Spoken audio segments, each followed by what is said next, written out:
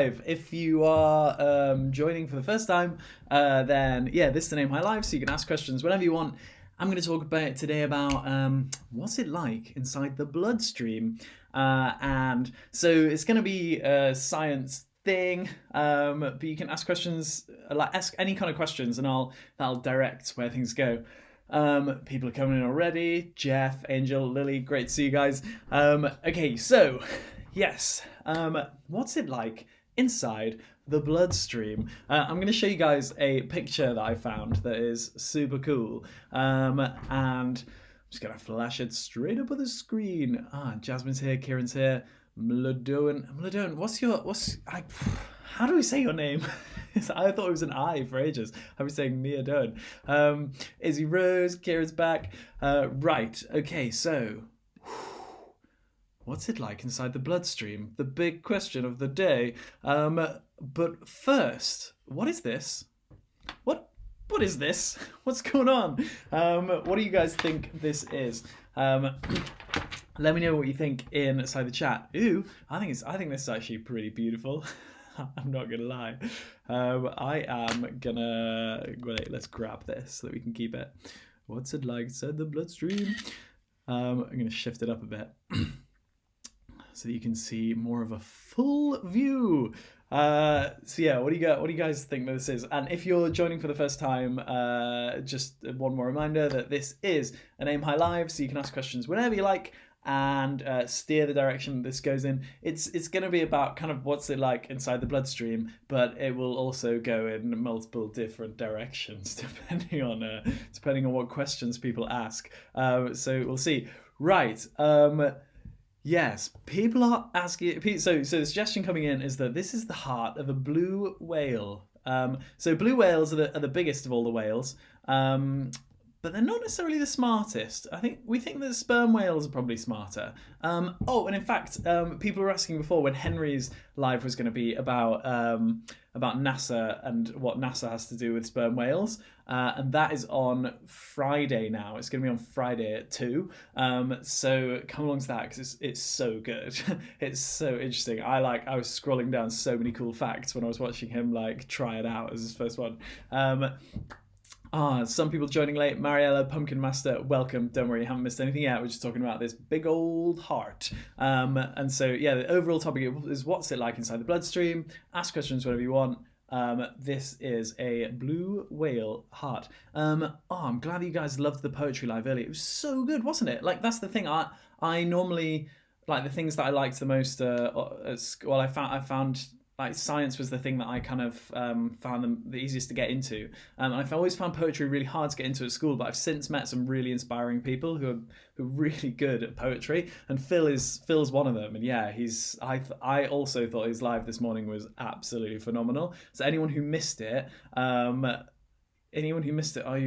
you're at uni. Okay, actually, at the end of this, I'm going to send you guys a few questions so that we can figure out if we're doing things at the right time for you guys, but I'll send you those later.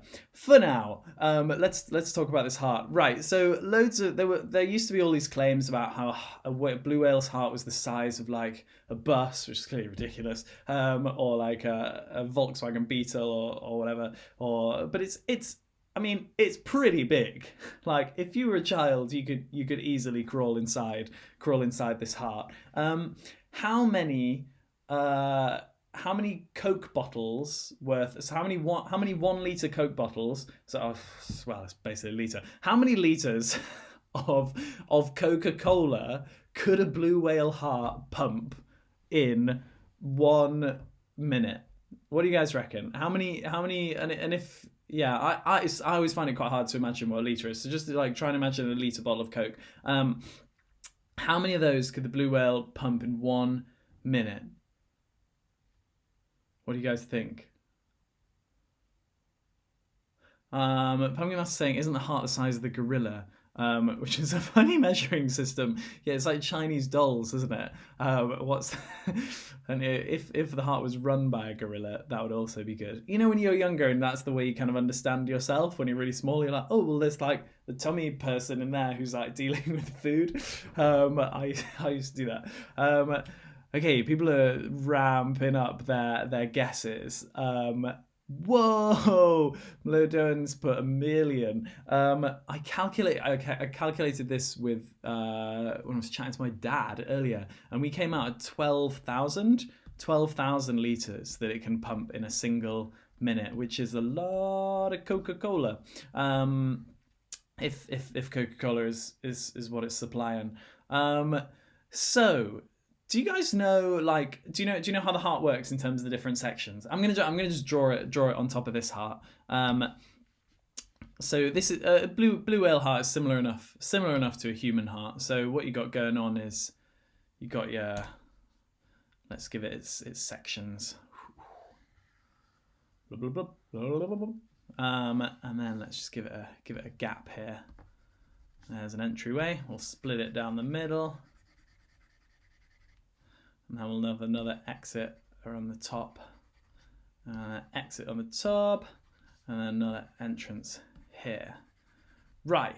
Okay. Oh, you guys are all already coming in with loads of shouts about the structure. Okay, you could, yeah, let's see how many you can name actually. Right. So if this is where the deoxygenated blood comes into the heart, what's that called? What is that one called, for those who remember? And that goes into this first chamber. And then we go, so first I want to know, number one, what's the entranceway called? Number two, what's the first chamber that it goes into? Number three, what's the next chamber it goes into after that? And then number four, what is the name of the thing that it's pumped out of? And the same on the other side. So again, so here it gets pumped in here, so that's chamber number 5, and then it gets pumped to a chamber down here. So that's chamber number 6. Oh, in fact, I've missed one. Let's do number 7 as the vessel it comes in via, and then number 8 can be the vessel it leaves via. So I've got those slightly out of order. Oh well. Okay, right. So basically the key, so there are names here, and like, great if you can name them, but don't worry if you can't name them. What I want you to see is just like how a heart works. So basically the key thing is a heart is split into 2 sides. Heart halves. The heart comes in halves.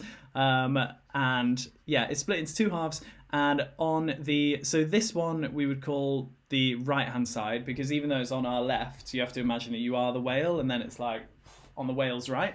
So, and that's, you label everything in the body you do that with. So if you're looking at someone and you see that on your right hand side there's like, you're looking at that kidney, then that's the left kidney. So you always do it as if you are the person. Medicine is very selfless, it's very giving, so you have to think about the person. So this side we call the right side.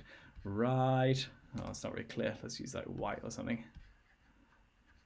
Yeah, so this is the right side here, and then this is the left side. And the key thing you need to know is that all the blood comes in to the right side with no oxygen in it.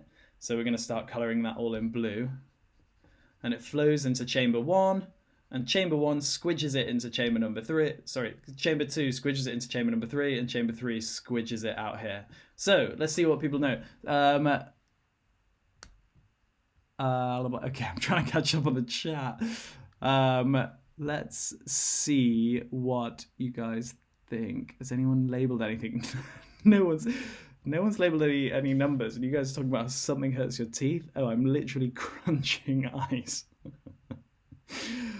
What? Right, okay, let's bring it all back. So yeah, I don't know how many of these you know, but the number 1 is called the vena cava. That's like the mother of all the veins, where all the veins collect together and bring all the deoxygenated blood into the heart. And then number 2 is called, does anyone know what number 2 is called?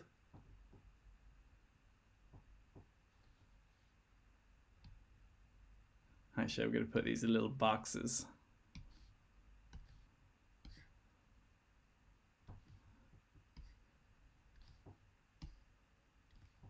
Number 3 and number 4. Yeah, so number 1 is called the vena cava. I think it's spelled like that. I'm rubbish at spelling. And number 2 is called the right atrium. Yeah. You guys are getting it. And number 3.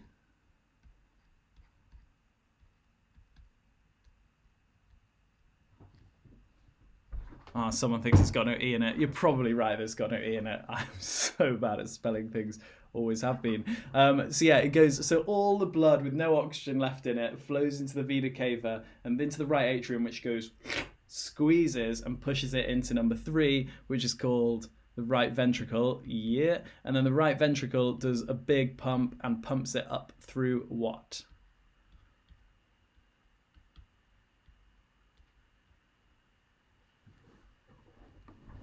Someone was taught vena cava with an R.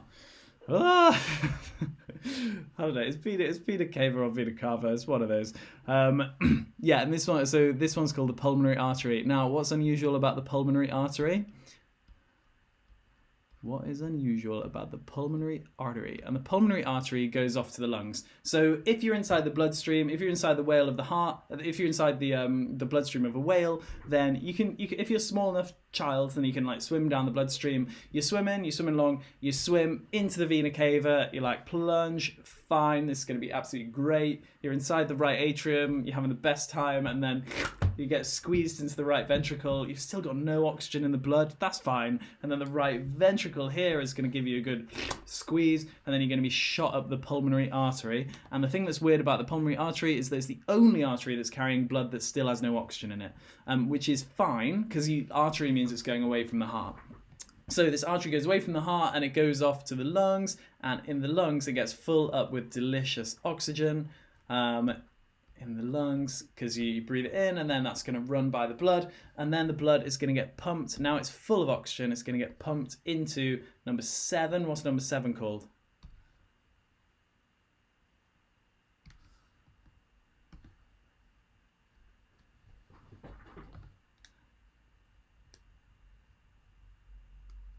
That's a whole load of spellings. Lily's talking about how many ways people spell vena cava.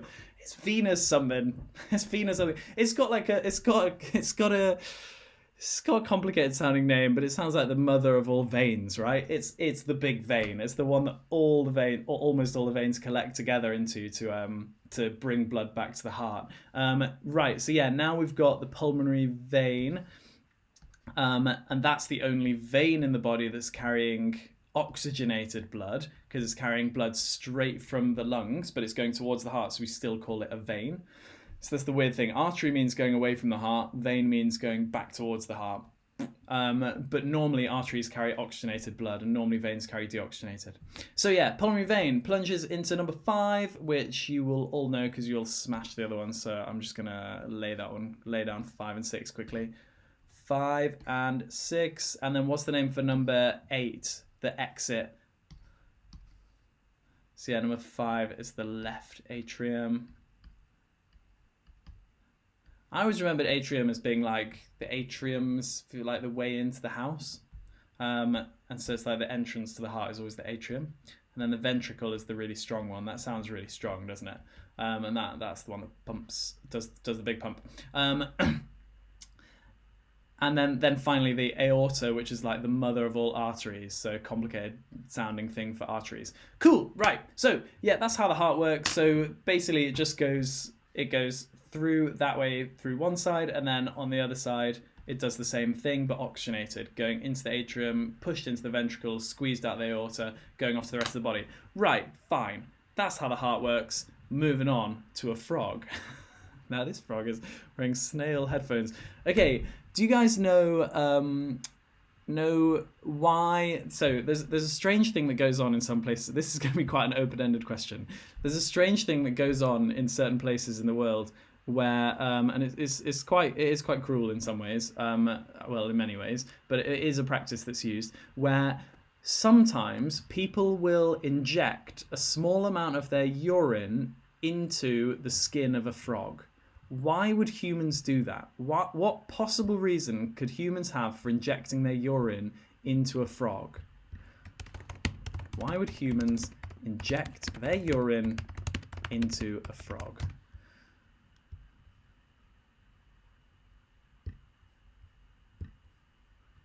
I'm absolutely certain that there just came up with a spelling line underneath it, and I'm like freaking out now. Surely I've spelled there right.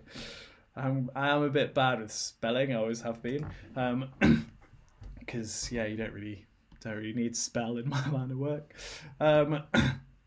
Okay, so why would humans inject their urine into a frog? Because humans are weird. Correct. Amy is saying science. Correct, except you've also got the spelling wrong. We're both bad at spelling. Sineche. And Oliver, that just sounds really mean. It is mean. So melatonin is spot on actually. It's to do with some reaction, and it's to see if you are pregnant. So it wouldn't be male urine that you'd use. You'd use the urine of a female, and by injecting it into the frog, if within 24 hours that frog starts producing loads of eggs, then you know that the human was pregnant. Because the frog has some of the same female hormones that are active during pregnancy, and so it's a pregnancy test, and it's something that has been used in traditional cultures, I think, for a long time, which is and it does kind of mess up a frog's innocent life. But it's strange that it works. But it would be really, annoying if frogs came and injected their urine into us to see if we developed eggs, and we should think about that. Right. So the reason I'm talking about frog is because frogs, if you're swimming around the bloodstream of a frog, then you're going to have quite a different experience in the heart. So does anyone know what's different about a frog heart? I'm going to start drawing it. So. Obviously, you got your heart situation going on there. I'm just going to open up some vessels.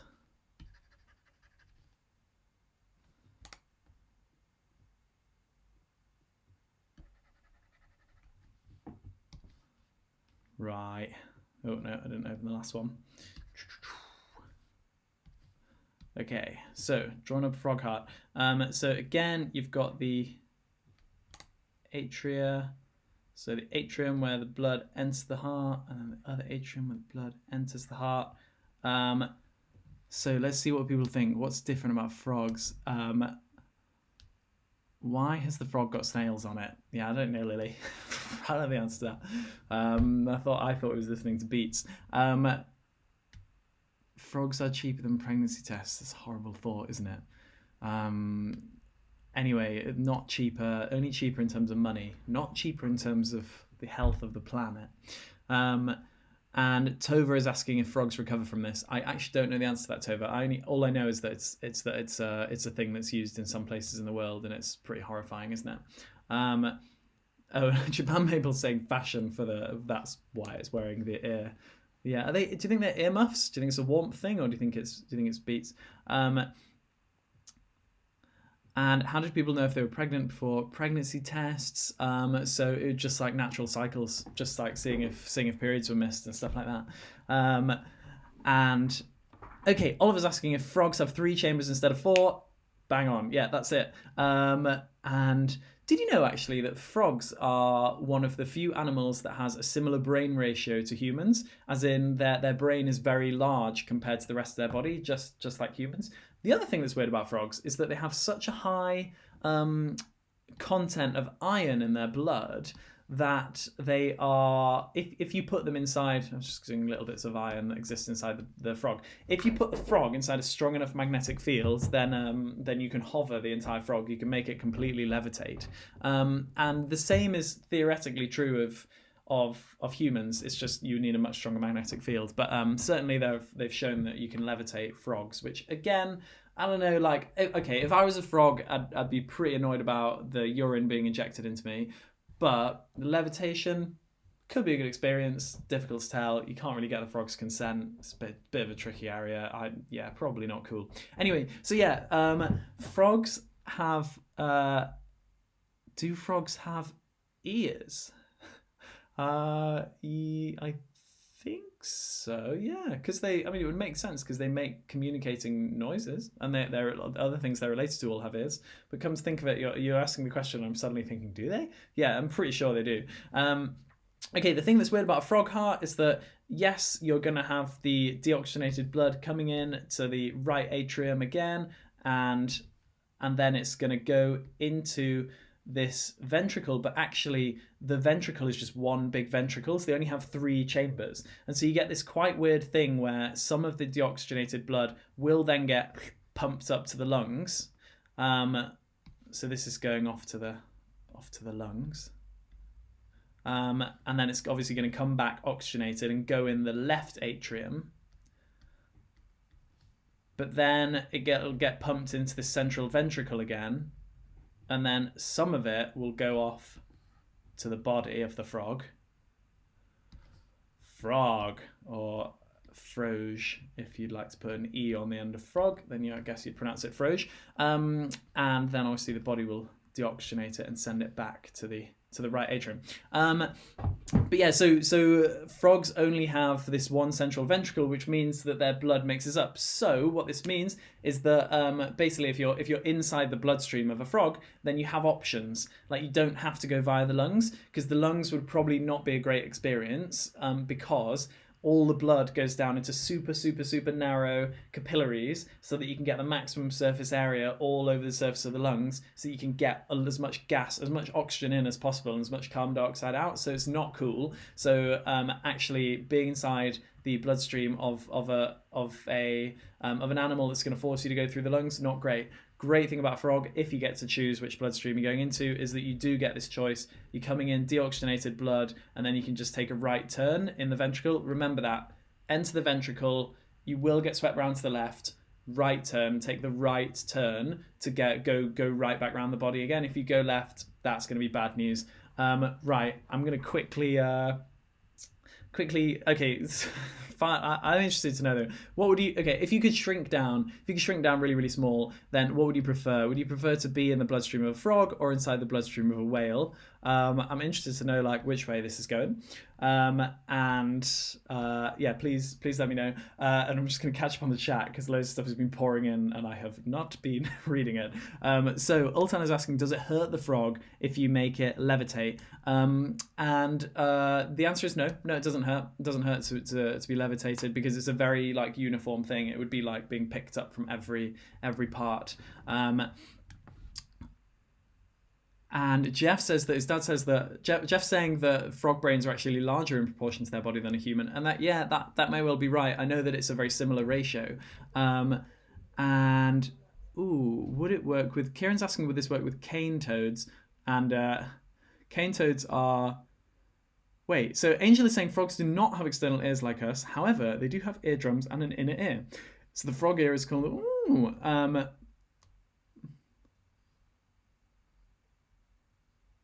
Frog's ear.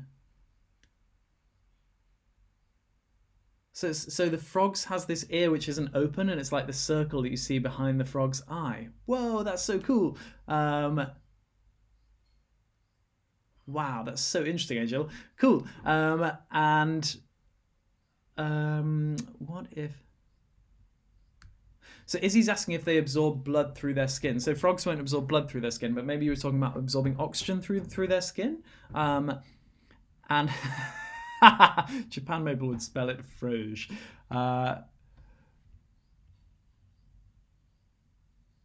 So cane toads are an invasive species in Queensland, Australia. I don't really know about those. And Japan Mabel is saying, make sure to indicate when inside the heart of a frog. Okay, most of the votes seem to be going towards being inside a whale. Probably better to be inside a whale in many ways. Although Kieran's saying that it would be bad to be inside a whale if the bloodstream was made of Coca-Cola. If anyone missed the beginning of the lesson, we were talking about how much Coca-Cola a whale could pump.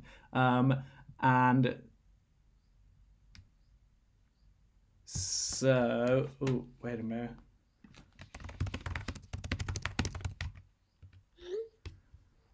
That sent a quick message. Right. Let's move on. Oh, everyone's talking about the magic school bus. Okay, sick. Right, so I think most people would prefer to be inside the whale and basically risk the lungs. And that is, I mean, the whale is obviously more appealing in many ways, but the lungs are going to be risky, and you maybe will have to like try and swim against the tide for a while, and maybe you'll have to just like burrow your way out of the bloodstream at some point. But then you're essentially a parasite, and parasites are really horrible. Right. Okay. Next thing I was going to talk about is these birds. I think I was talking about these birds on another live. Does anyone know what these birds are called and what they are up to?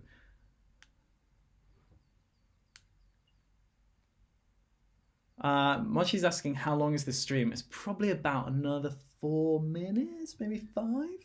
Yeah, they're supposed to be about half an hour, but they often overrun because I think I get quite enthusiastic, and so do the other people running them. Yeah, if you are late to join, then this is an Aim High Live. There are loads of people. There's like a group of people doing these. So go on the website to check out the others. Because if you're watching on my YouTube or on my Facebook, then you will find that only shows mine. Whereas you need to go here to find all the others. But do go to that. That would be great if you could.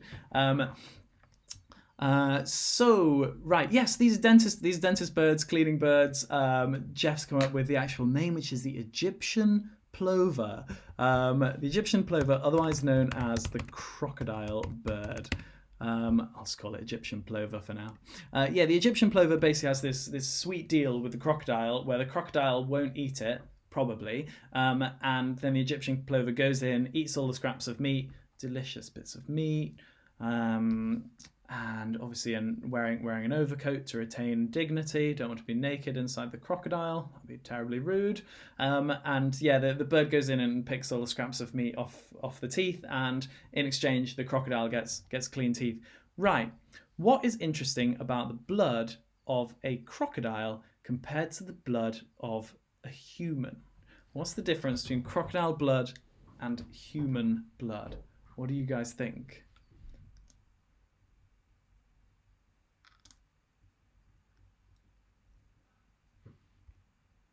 What's the difference between crocodile blood and human blood? Okay, so yeah, Jeff and Japan Maple and Jasmine and Mariella all saying it's cold-blooded. Right, it's cold-blooded, and the fact that it's cold-blooded means that, so for those who don't know, a crocodile so reptiles are cold-blooded, which means that they can't heat themselves up. So when they don't have the heat of the sun, that's why they bask in the sun all day, because by basking in the sun they can heat themselves up and then they can go about their daily business. But at nighttime, if they get really cold, then all of their biological functions slow down and they become less and less able to move around and do stuff. So yeah, if you, for example, like caimans, if you're wandering around at night and you find a caiman on the ground and it's really cold, then even though they're really ferocious and quite dangerous during the day, you can just approach them and pick them up a lot of the time, because often they're unable to respond with a great deal of movement because all of their bodily functions are just kind of closed down. It's a bit like we were talking about this morning, how you can travel forwards in time by cooling yourself down because you slow your biological functions. So that's the thing. I wonder if for crocodiles and other reptiles is an even more extreme thing during the night, where they just like jump forwards in time. And okay, so there's one other thing I was gonna tell you guys about that's to do with blood, and this is called the blood. In fact, no, I know what I'm going to tell you about. I'm going to tell you about what happens if. So this is to do with blood. What happens if you have a woman who's about to give birth, and for some reason she needs to have an operation. And you give her a general anesthetic. Which means she's going to go to sleep. How does that affect the baby? So if you have let's have the crocodile can be the mother, and inside the mother you've got this baby, and baby human, because the crocodile is representing a human mother. So baby human inside the crocodile, and the mother's about to give birth, but we've injected the crocodile with anesthetic, with general anesthetic. General anesthetic means generalized. It goes over your whole body. So if we've injected the crocodile with general anesthetic, then what happens to the baby?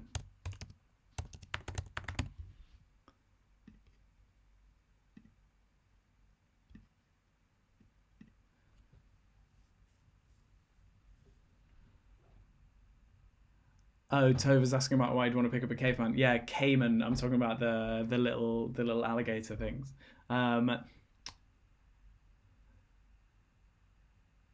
So Japan people saying the baby just slides out. And Jeff's asking if the baby falls asleep. And Jasmine's just complimenting how well dressed the baby is. Thank you, Jasmine. Thank you. Yep, baby's very well dressed. What happens as the general anesthetic crosses into the so Ultan's just come in with nothing. So it's not nothing, but what you have to remember is that even though the bloodstreams are linked, they're linked via this thing called the placenta, and the placenta is this very weird thing which we think evolved from viral DNA. We think it almost began as like some kind of infection, which then evolution took hold of and was like, we can use that thing and we can use it to make babies healthier somehow. Anyway, the placenta is what feeds the baby all of its blood through the umbilical cord via the belly button, and it's the placenta that is linked to the mother's bloodstream. So all the blood has to go through the placenta first. And the placenta is this amazing barrier that actually sorts stuff out. And it's like, right, we'll take that, we won't take that, we'll take that. And so people who said that the general anesthetic will affect the baby were right. It will. And so if you give a mother a general anesthetic during childbirth, then the baby will come out really sleepy. But if you give them like muscle paralyzers, so, oh God, that's another word I'm going to be rubbish at spelling. Paralyzers or something. If you give them like muscle relaxants or muscle paralyzers, they will not cross the placenta. And so that means that the baby may come out sleepy, but will come out still being able to move, which is great because babies love being able to move. And yeah, that is the end. Apart from, I'm going to say one more thing. One more. This is not a science fact, but this is just a fact about me. I'm a twin. And who do you think came out first, me or the other one, the evil twin? And while you're answering that, I am just gonna say thanks so much everyone for coming. We've been running these Aim High lives for free to offer like something fun and interesting to do during the lockdown, and there are loads of ones going on from like poetry, philosophy and so on. There's one straight after this actually at 3 p.m, so in half an hour, by Hannah, which is going to be about equal society, which I think is going to be really interesting as well, and I'm going to watch that one too. If you are, I'm not an identical twin, but one thing that would be so helpful for me, if you can do it, is if you can like give me some thoughts about stuff. And there's this thing here. There we go. Yeah, if you guys could fill out that, then that would help me so much to make this better and to help it to reach more people and to make it more good. So anyone who fills out that will be my best friend. Thank you. And yeah. And who? Okay, everyone's saying it was me first. No, I was second. I was chilling in there. I was like, no, I'm not coming out. And then it was my twin sister. I've got a twin sister. And then she obviously was first. And I was like, nope, not following her. Wherever she's going, can't be as good as here. And then eventually I was like, oh, fine. Followed her out. Anyway, so that's the story of my birth. I don't know how that came into this. But yes, yes, so please do fill out the form. That'd be really great if you could. I will be back I'm doing another live actually tomorrow at 10 a.m, which is the same one as I did on Monday, I think. So do come along to that if you missed the one on Monday. That's at 10 tomorrow, and then I'll be back at 2 tomorrow as well. And Hannah's straight after this. And I'm pretty sure there's someone else on tomorrow morning as well. So check out the calendar at aimhigh.co. And yeah, please do fill out that form. I'll send it one more time in case it's disappeared up the chat. That would be so great if you could. Yeah, and also if Kieran, if you're talking about having uni at 7 p.m, fill out that form, because that would also tell us when we should do these so that we can get a better idea of when to do them. Thank you all. See you all tomorrow. or in 20 minutes if you come to Hannah's one. Ciao.